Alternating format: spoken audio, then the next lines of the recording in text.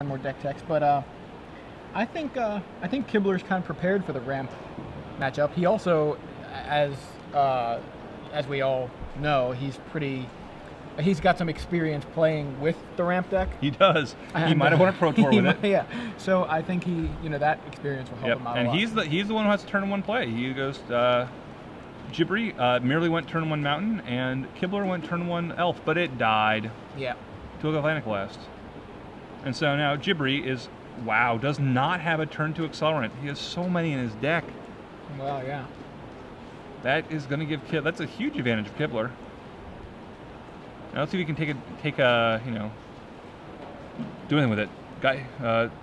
Yep, the Geist. Undying Geist. Yeah. Strangleroot. Geist. Geist is the Strangleroot variety. I don't know what its Latin name would be. Geistis Stranglerootus, maybe. Opposed to Geistis Dungeness. And then Jibri plays a Crag and gets a Rampant Growth. Another Forest. So he's got 4 mana on turn 3, just can't use it all right now. Yep. I have to imagine he's got Hunt Masters or something that's going to positively block the that Strangleroot Geist next turn. But that's next turn. Now Kibler has a few 3-drops that are good here. And Athalia. See, now I think that's the card that Kibler's excited about it. I imagine he would be. He's running 4 between the main and the sideboard. Yeah, it's not going to shut off Hunt Master. It's not going to shut off anything like that. Slag Storm. 4 mana Slag Storm. That happens. Ow. So at least the Geist is getting in for one more. Yeah, he's But Kibler's got to worry that he's one away from Inferno or Primeval Titan, and Jibri kept his hand, and it didn't seem like the greatest hand, so he has to have something. And Inferno Titan takes down the board. It looks like that is one of the Magic the Duels Planeswalker 2012 Inferno Titans. Yeah. Yep, Kibler. This is going to be rough. Yeah, it Kibler has about 1 turn to recover, and he doesn't have a whole lot that really does much. I mean, he can't really metamorph it. He has 2 Oblivion Rings that deal with it. But does not have a whole lot. Yeah, Jibri started off slow, but Kibler could not take advantage of that little window. He could not, and there comes a Hunt Master. And that's the first game. Wow, yeah, very, very quick game. And if you would have asked me a couple minutes ago, I thought it looked like Kibler had a nice handle on things, but he does. That Slag Storm, I think, was just wrecked him. Yeah, I mean, he has that is the one card that is just totally. It just wrecks his entire board. I mean, he doesn't have much that even survives a Slag Storm. Does he have anything that survives Slag Storm? He's got Inferno Titan. He's got Inferno Titan. He's got 1 Inferno Titan. He has 1 Vorapede, who is that is a giant monster. Yeah. That's right about everything. Metamorph could, you never know. And then here's Brian Kibler's stats. Yeah. Now, as you said, he has a few finishes. He won Grand Prix Toronto in '97, one of the first Grand Prix. When he was kind of a wee lass when that happened. Yeah, probably about 16 or 17. Yeah, and he got a lot of coverage when he was very young, especially for his top 4 Pro to Chicago, where he played a green, white, red Fires deck with Rith and Armadillo Cloak, which got him the name Dragon Master. Dragon Master, yeah. He continued to do very well up until the early 2000s, and then he around 2004 he ended up taking a break for a while. Mm-hmm. I think he played Versus System a bit. Played Versus System for a bit, got into the game industry. Then they brought back the Hall of Fame, and his first year eligible, he didn't get voted in. And he said, "You know what? I'm getting into the Hall of Fame." Came back, won a Pro Tour. Yeah. Got in the Hall of Fame. Turns out. Yeah.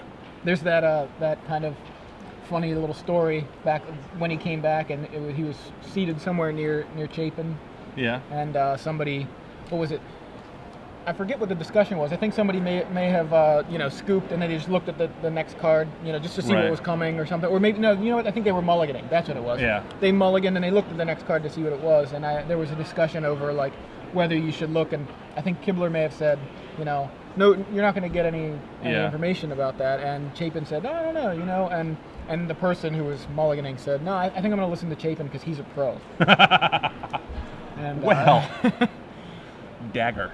Yeah, all right, so going into game 2, Kibler in his sideboard against this deck. The Thalias still seem fine. He's got Hero of Bladehold, who survives Slagstorm, and does.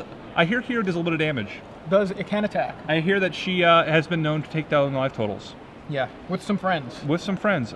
He also has Celestial Purge, but other than, that probably comes in. I mean, Huntmaster is a problem. Inferno Titan's a problem. Inferno Titan's a problem. But what does Jibri have to bring in? Well, he's got Thrun. He's going to read down his sideboard. He's got Thrun, he's got Tree of Redemption, he's got Karn Liberated, 2 Naturalized, 2 Ancient Grudge, 2 Whip Flare, 2 Autumn's Veil, 2 Beast Within, and 2 Garruk Primal Hunter. No, I really like the tree here. Yeah, it's interesting. I haven't seen that see a lot of play, but that can really flip things, kind of. Including your life total with the tree. Yeah, exactly. Flip things around. Yeah. I think that card could be very good here. You're right, it's not a card we've seen much of, and he has 2 Green Sun Zeniths to help find it. Yeah. If he ever gets behind, I mean, he is the over-the-top deck. Though Kibler, and Kibler it looks like does not have a access to one of the cards that a lot of the decks have been going up to, which is Elish Norn. Yeah. He has decided not to play that, and that would be very good because it would get all those creatures out of Slagstorm range.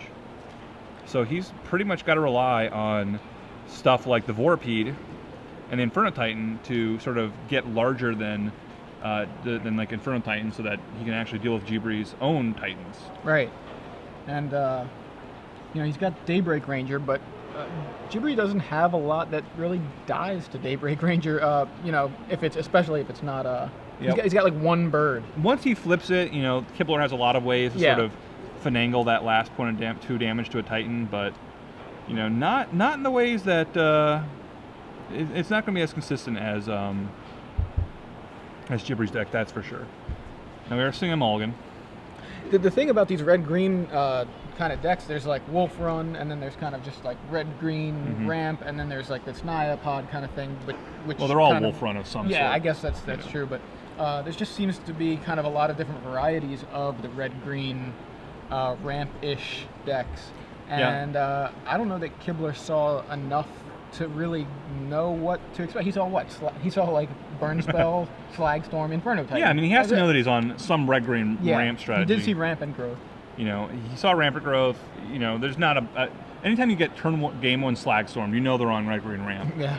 But now the question is, what version is he? Is he innovating anything? Is he? It's been a long time since the Pro Tour. The format has shifted around a bit. Like, what are the new cards you have to worry about? One of the cards he has to be happy not to have to deal with is Wormcoil Engine, though. Yeah. That would be a very good card against Kibler's deck, and that is not in Jibri's deck. Though he does have Batter Skull. Yeah, or Battle Skull. Battle Skull. It is not a Battle Skull. It is a Batter Skull. Yeah. Close. We might probably want to inform the judges of that, but I don't think that's going to be a. Yeah, I think it's pretty. It's probably a warning. Clear that that what it's it's supposed to battle be. Skull, Batter Skull, not a Battle Skull. Yeah. So it's Kibler's on a mulligan, is that? Kibler's on a mulligan. Couldn't quite tell. Battle Skull, not I was looking at the deck lists. Battle Skull. It's Battle Skull.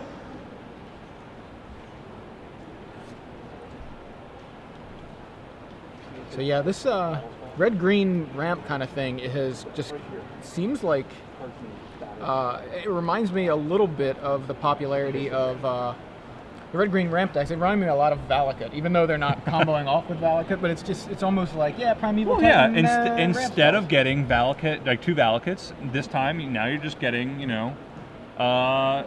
Wolfrun and oh my God, Jibri's down to 4 cards. Yikes! It's gonna be rough. Instead, you're getting Wolfrun and Inkmoth Nexus, which is also a 2-card combo. It turns out. Yeah. Well, turn 1 birds for Kibler. Jibri has he makes his first land drop. He looks like he's going to be making a few land drops. So if he, but you don't have to have a whole lot of cards if you just go turn 4 and Primeval Titan. And he has enough cards to do that. Now Kibler does play a turn 2 Birthing Pod. That's a little scary. It is not going to, the big worry for Jibri has to be that, he knows Kibler's going to have an acidic slime. And if he can go, like next turn, he can go 4-drop, sacrifice it to that, or just this turn, play a 4-drop. Next turn, Jibri is going to get acidic slime. and he's already so far behind.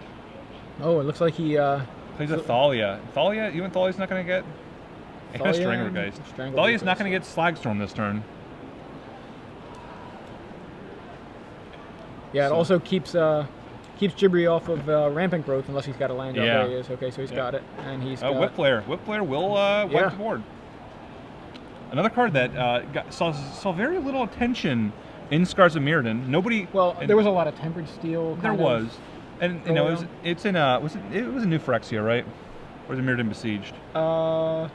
I forget. It's in one of those sets. Yeah, nobody thought about it. It wasn't a big deal. And then I think it's Mirrodin Besieged. Yeah, because I think Pyroclasm was around, and now all of a sudden Pyroclasm's real good. Mm-hmm. Blade Splicer brings the token with it, and that's a total of 4. Jibri does have a Slagstorm in his hand that will wipe that out if he wants to. Probably the best decision on his part.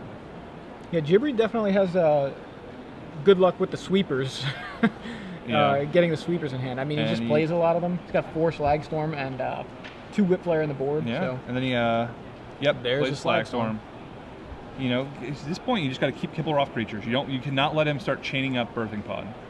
And Kibler's drew a card. He's up to 3 cards. So even though Jibri was down so many, he's not far behind. And Huntmaster. Probably going to get an Acidic Slime. Blow up a land. Or it might get, I think Vorpede is 5?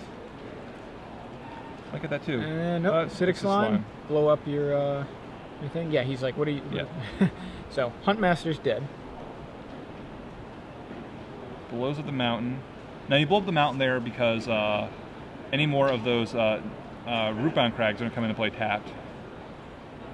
He is just trying... Yeah, that was a clever... I mean, that's a pro play right there.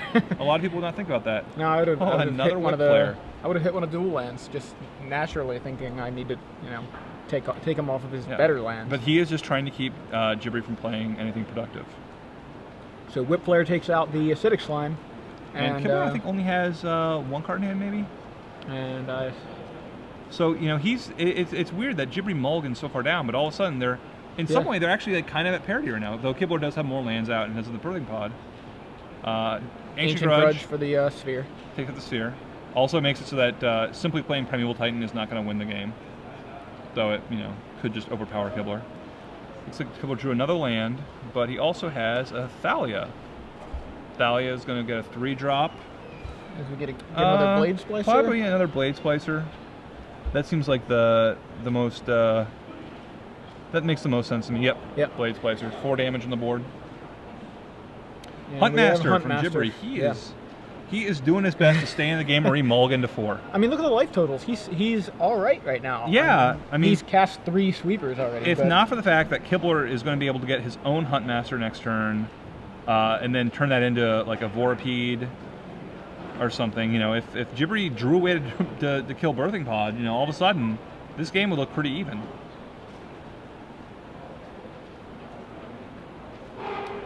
All right, so Kibler draws for turn. Keeping it too close for us to see. There's his other land. He does have a Galvany Township, so that's also pretty relevant here. Yeah, he was pretty keen on that card. I think he likes its interaction with Huntmaster, being able to you can flip your own Huntmaster and then still use it. I'd be pretty keen on that card too. Now he does pay the 2 life, so he'll be able to actually activate the Township. And there's the hero. Yep. This, all of a sudden, I should say all of a sudden. I mean, Jibri did mulligan to 5, but... I mean, but he stayed in the game so well. Look, he's at 20. He did. I mean, the odd thing is... He had the heart of the cards this one. He was not giving up. But, and he's still not out of it. The Township makes some puts some +1/+1 counters. Much more relevant next turn when it's going to be putting those +1/+1 counters on the soldier tokens produced. Yeah. But I don't. Oh no, he didn't cast. He didn't cast anything. Spell. Yep. The Fells does 2 to Kibler, 2 to a creature, but probably to the Golem just in case you drew a Whip Flare, or maybe you do. I don't know. Maybe you actually probably do it to the hero just in case you draw a Slagstorm. But attacks. Yeah, it's interesting how birthing pod's interaction with werewolves as well. You know, Yeah, so it's like it a is. way to cast a spell without casting a spell. Now, in this case, it's actually working against Kibler. Right. But Now, I assume that he probably hit the hero here, so he has to think, okay, if I block, I can't block the Huntmaster because my hero will trade with it, but I don't want my hero to die. right, And if I block the wolf, what if he has any, galvanic blast? Right. Like, he really wants to get one more turnout with that hero. He wants to be able to, use it to get a Vorpede. He wants to be able to get some more tokens. This is a big decision for him. Is he going to have the should have blocked moment? right. Yeah, it's interesting. What is it? It's coming down to these wolves, you know. Yeah. Kibler keeps ending up in matches where blocking a wolf is the instrumental, play, the play of the game. In this case, it's his decision. But I don't think he blocked, did he? I don't think he did either. And it looks like Jibri did not have the follow-up they needed there. Now, it looks like he does have the Galvanic Blast in his hand. So yeah, that's that would have killed the hero and would have put the game back in Jibri's favor. But instead, coming to town, still had all these soldier tokens. So we've got we've got 8 power right now, 9, 10. Wait. 11, 12. Without anything else, this is lethal. Because it's going to be 4, 8, 9, 10, 11, 12, 13 by itself before the activation of Township. All right, he's going to activate that. Now, Kibler does have the Ancient Grudge in his graveyard. He's going to flash that back. Which means that if Jibri does in fact have that, I think he's still dead. If you have Galvanic Blast token, he's still gonna. If Kibler does not activate Township, he's dead pre-Township. So yeah, he's got to do something. Right, Here. but if he does do it, then the Township is still going to do an extra 3. So it'll be. It's still going to kill him. Yeah, I think it's still going to kill him. I mean, on a mulligan to 4 to come down to this, that's pretty impressive anyway. Yeah. And right, he so does Galvanic Blast. Kibler is going to Township. I think they're explaining how that is still lethal. It's 5 or 6. Yeah. It's 13. lethal. Yeah. So after some explanation of math, Right. it's a lot of math and magic. There is. I think it's definitely good to be good at math in a number of situations. Combat math and tiebreaker math. Tiebreaker math. Yeah, we've seen tiebreaker math be very punishing to people in the last few weeks. Yeah. That does happen. Sometimes you're like, oh yeah, we can draw it. Right. X1-1 always makes it in. I've been to PTQs where people have thought that X1-1 always makes it in, and it was very awkward.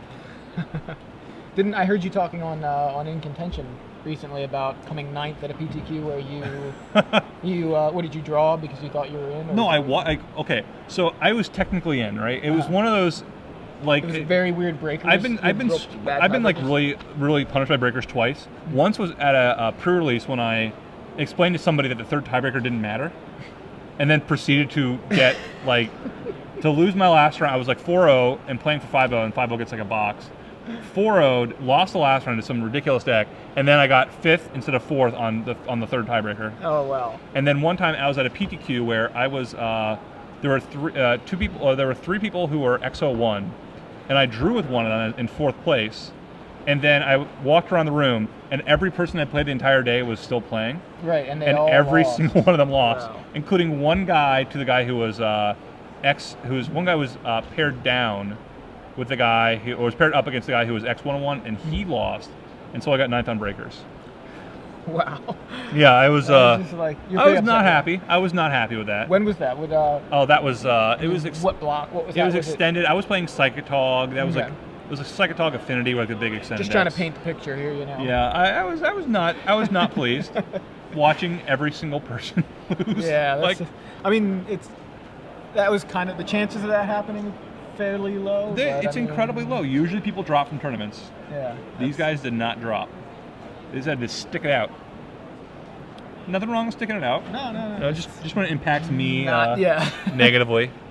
I was talking to Drew Levin, and we were talking about the new the new play draw rule that's being Right. implemented this weekend. Did you guys talk a little bit about that? We did talk about it a little bit. We both like it. I like it. Drew gave me an impression that he doesn't, but I think it makes sense. You know, I compare a lot of things to football because that's the other game that I love in my Right. life. It's like Magic and football because they're so similar. They actually are kind of similar. They're a little bit There's a similar. lot of things that are similar, I've noticed. But anyway, you know, you go into the playoffs and the higher seeded teams get to play at home. Yeah. And yeah. that's what you get for being, you earn that, and Right. you show up with a deck that's gonna do well. The best criticism I've heard about it is that there'll be a lot of PTQs where you are actually punished for being a higher seed, because usually what happens is if you go our X1, right, you go into the last round, and the people who are X and O with 2 rounds left tend to draw. They tend to double draw in. That's the old thing that happens, and it doesn't Right. always work. Sometimes you have to play out the last round, but they usually draw in. And so then when you are like seated very high, like 3rd or 4th or something, going into the last round, or something like that, you a lot of times just go, okay, well, I'm just gonna I can just draw with the person who's this high because I'll be X1 and 1 and my breakers will hold up. yeah, and you end up being in 7th or 8th or something. Right, and well, what happens now is that you go against this person and you're like, well, if I draw, I'm in because my breakers are high enough, and they go, well, I'm in regardless, and I want to be able, I'm playing Delver, and I really want to get the play every game. So Yeah. and it's bad for that guy. But on the other hand, like, it's bad for the guy who goes in the last round thinking he can draw in and doesn't. But sometimes somebody always gets 9th. Yeah. And there's that guy is going to be real happy that the top seeded players decided to play it out. Yeah, I mean, you earn your place, but you still need to earn it. Going to the last round, you might have to earn it some more. Yeah, and so it might actually be really good for, like, one of the problems with the size of PTQs right now is that if you lose very early, it's very hard to make it in because you can't draw later on. And it might be that it gets better for you that if you get a draw or a loss and a draw at some point in the tournament, like Do you the can, Sam Black. Like, you can actually make it in the top 8. Loses round 1 and 2 of every coach. Right, you can actually make it in the top 8 because people are knocking other people out. So we'll see. Now it looks like Jibri is mulliganing. Well, we Kibler- saw how well he mulliganed last game. Well, that's true. Didn't win it, but still. Well, I mean, he did very well for mulligan to 4. Kibler looks at his 7, and he looks to be keeping it. I'm very glad they changed the rule where both players mulligan at the same time. Yeah. That was real obnoxious. Especially any game where like both players were down to 5. It just took so long to get it all taken care of. Right. Kibler rocking the Squadron Hawks t-shirt. Yeah, Haven't seen that Griffin one in a while. Valentine. Yeah. He has done some cool shirts. Yeah, I love the Nope shirt is my favorite. Big fan of the Thraxamundar shirt as well. That is good. Now, Jibri leaves off with a mountain. Looks like I see a rampant growth in his hand. And an ancient grudge. Avacyn's Pilgrim on 1. Rootbound Crag is going to rampant growth. Jibri getting into 4 mana, which is where his deck wants to be. Yeah, this is the first game this match that we've seen him actually successfully hit that kind of we're expecting him to hit his 4th line drop on turn 3. And so pressure's on Kibler here. Jibri has setting himself up for a turn 4 Titan of some sort. Can't tell if he's going to have it or not, but Kibler needs to be able to deal with that. He has to know that that's the expectation of what he's playing against. And I see, what is it? Is that 2 Wolf Runs in his hand? I think It does look like 2 Wolf Runs in his hand. 2 Wolf Runs, a Green Sun Zenith, and something else. And Geist, and he's just on the aggro plan. He's taxed Jibri down to 17. Jibri draws, cannot tell. Looks like it was a Titan, actually. So, 4 mana, Green Sun for Birds of Paradise. Yep, He's for just got birds. a 1 of birds. I'm assuming that's the only thing he can search for that costs 1. Now, ideally for him, he has something here like a sphere or something to sort of guarantee that if the birds dies, he can still actually cast a Titan the next turn, but it I doesn't don't look like think he has it. does. He's got Ancient Grudge, Kessig Wolf Run. Is that it? Does he just have 2 cards in hand, I think? I think he has 3, but I can't tell what the 3rd card is. And he might just be with that ramp draw that happens sometimes. Oh, he has a Big Garrick. Oh, okay. Didn't Primal quite see it. Hunter, who will be making beast tokens if he comes out next turn. But that bird has to survive. Kibler is thinking. He's his cards move around so fast. It's very hard to tell what's in his hand. He's a master at master at keeping those cards. He has two kinds of masters. He's a Dragon Master, and he is a card shuffling master. Yeah.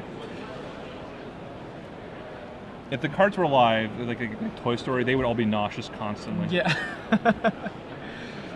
So, I mean, just this much thought from Kibler makes me think he has no answer for that bird and no answer for a Titan. Yeah, I think that's his big concern is he does not have a way to stop a Titan. So he knows, he needs whatever he does here, he has to both hope that Jibri doesn't have a Titan, which we know he doesn't yet. Right. Yeah. And he just like, how am I going to be able to end? Do I just, am I on the plan? He doesn't have a Titan. He mulligan, maybe he doesn't have a Titan, and I just play like that, or do I play around? Like, if he plays a Blade Splicer here, an Inferno Titan, that's pretty rough. Yeah. That's going to take out a whole lot. But maybe that's the best way to beat him if he doesn't have the Titan. He's got another Geist in hand, and there it is. So he's going to swing in for 4. Now that's interesting. He has another Thalia. Oh, he's a Thalia. Okay. So he did leave himself very much open for any kind of Wrath. Jibri looks like he drew a Hunt Master of the Fells. The good thing, though, even with the Wrath, he'd get those Strangleroot Geists back. Right. And so he's kind of played into a situation where Wrath doesn't hurt him actually that badly. Right. Now, Jibri can play the Garruk, but right. it's going to completely tap him out. It will make a token, make a Beast token, which will block very well. But he still just doesn't have a Titan, and he's going to need an Inferno Titan, really. You don't need to think about what you're tapping there, because you need to tap them all. Yeah. Looked like he was trying to figure out what land he wanted to leave untapped. None. Leave the land none untapped. Yeah. Garruk goes up to 4. So now the question for Kibler is, do I go after Garruk? If he has some way to not have to go after Garruk, he can hit for a lot. But I think you pretty much have to. And you might have to send the Thalia in to her certain doom. You're going to have to if you want to kill a Titan. Yeah, would love to see what's in Kibler's hand. Looked like another Copperline Gorge, I think. Looks like a Pilgrim. I don't see a Birthing Pod, but... There's a basic forest. Copperline Gorge. Yeah. Gavany Township. Oh, Gavany Township. That is huge for this. Yeah. That is gigantic. I imagine this coming at Garruk, but maybe not. Maybe he's like... I can deal with Garruk. Yeah, who needs that? That means that the normal play that you would expect to see happen is that he would block Thalia and let Garruk die, but if he does that, his beast just dies. Yeah, Thalia's first strike gets a token from the Gavany Township. Right, so, if you block a Geist, then that helps the Geist. It makes the Geist... Well, it doesn't help the Geist any more than simply using that the Township would, because now the other Geist won't come back. That's true, yeah. So he trades the Geist and the Beast. And maybe he just attacked Jibri here. So yeah, he must have just attacked Jibri. Right. So in for 6 there, I think. Yeah. Goes to 7. Now the question for Jibri is what do you do here? This is where the Inferno Titan all of a sudden would not wipe out Kibler's board. No, it'd still be pretty good. Yeah. It's still doing a lot of work, but the Beast token's not going to be able to block and kill anything anymore. Huntmaster helps out, gains him 2 life. Gains him 2. He gets a. The Wolf goes up to 9. Yeah. The Wolf and the Beast token can double block a Geist and kill it, but that's the best he can really do.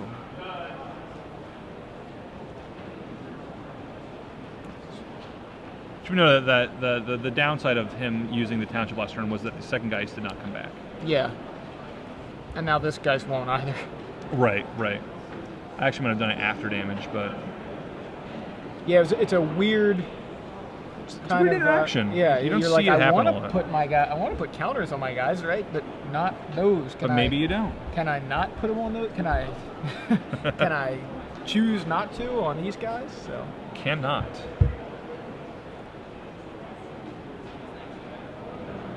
And so Kibler is, he's kind of in the driver's seat right now. He's, he's still going to lose to a Titan if Titan comes out, but he might not. Maybe it doesn't come to that point. Yeah. right now, I like Jibri. Depending on what's in Kibler's hand, I think Jibri just got himself back into this game. He's made it real tough for Kibler to do much. I mean, Right. I'm not saying hands down I think Jibri wins, but I love the way he's just swung the game back into his favor. Yeah, and not attacking the Garrick last round might have been correct, but Huntmaster punishes him for it severely. So now, he might have to attack that Garrick. And what does Garrick's ultimate cost? I don't even remember. You have the internet. I don't. I have the internet at the moment. Could not connect to the. This is not. Yeah, I don't think I've ever actually managed to get his ultimate to go off. Yeah, I don't even remember. I just pretty much make beast tokens, and I live with that. Exactly. -6, so he's at 5 right now. Now, if Jibri goes off with that ultimate, Kibler has basically no chance to win the game. Yeah, he has access to white mana, but he does not have access to Day of Judgment. No, he does not, and he does not have a way to go around it. So he probably has to try and kill Garrick, except that, if Jibri doesn't want Garrick to die, he doesn't have to let Garrick die. He can block in such a way that won't happen. And in comes a squad. The other thing is Huntmaster's going to flip if Kibler doesn't cast anything, and he activates the township, presumably. Right. He's basically, if he wants to activate the township, he's got to cast like a birds to keep the Huntmaster from flipping. Now the nice thing is that if the Huntmaster flips and he activates the township, it's not going to actually kill anything. Yeah. The Thalia will then have 3 toughness, and he's going to double block, and Bird comes into block to keep. He wants to keep that. He's trying to keep it all alive. Beast token trades. Yep, he's setting himself off. He is setting himself up to be able to ultimate Garrick. He's going to mind sculpt Kibler with Garrick's ultimate. He's going to worm sculpt. Yeah. Let's just be honest. The Huntmaster flips, does 2 damage. And again, big thing here is that if he draws a Slag Storm or a Galvanic Blast, and he'll be able to kill something. And we cannot see what he drew. Inferno. Oh, that'll work just as well as a Galvanic Blast. Quite a bit better. Yeah, it's kind of like it's a walking Galvanic Blast. Yeah. Kills the Geist. He's gonna Kibler for 1. He's gonna make it make a beast, I imagine. Yeah, I hope so. Goes to 6. Uh-oh, Yep. Are we gonna see the Dragon Master lose to Worms, the suboptimal dragons, right? Yeah, dragons are not worms are not as good as dragons usually, but Yeah. yep, and he scoops. Wow. No way to deal with the onslaught of worms. It still had all these planeswalkers. Yeah. At one turn he decided he wanted to deal damage to Jibri instead of the Garrick. That, And that was that's crazy. Yeah. Where's Kibler's sense of showmanship and let Jibri get all the worms? I mean, he should have just let him do it. He's on camera. Come on, Brian. And again, it's a question of whether, I don't know whether that was a misplay or not. I mean, certainly there's only a few cards to get Jibri back in the game at that point. And Huntmaster Huntmaster's one of them. Yeah.